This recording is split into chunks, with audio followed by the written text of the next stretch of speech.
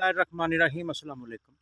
देखो बहुत सारे साढ़े एरिए जिथे बारिशां बहुत लेट शुरू हुई तो मूंजी की काश्त जी है ना बहुत कम हो रही है। पिछले साल की निस्बत 40 तो 45% यदी काश्त के ना जेरे काश्त रकबे च कमी आ गई।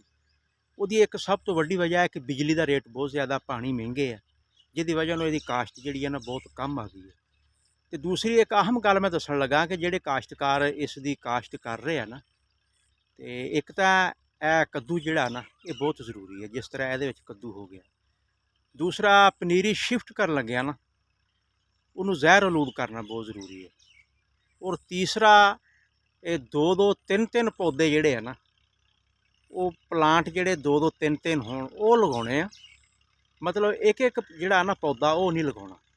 और दूसरा यह है कि 3 बाई 3 का एक जाविया लै लेना, वो कम से कम 30 तो 35 बूटे जोड़े है ना वो आ जाए।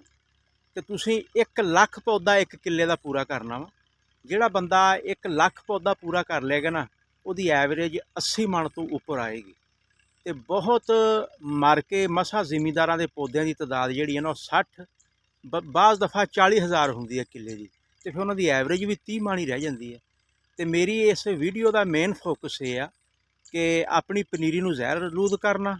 और दूसरा 1 लाख पौधा जोड़ा ना 80,000 तो लाजमन हर सूरत के ना जोड़े लावे आ उन्होंने ये तकीद करना, बल्कि उपर हो के इसनूं शिफ्ट कराउणा वा। और 80,000 तो लैके 1 लाख पौधा जोड़ा ना वो बहुत जरूरी है। और तीसरी अहम गल यह है कि बजाई वक्त खादा बहुत जरूरी है। थोड़ी तो थोड़ी भी ना DAP 1 बोरी और MOP की 1 बोरी ये लाजमन देनी है। अगर ये नहीं कर सकते तो फिर सिंगल सुपर फास्फेट 1 किले ते 4 बोरियां और 1 बोरी MOP।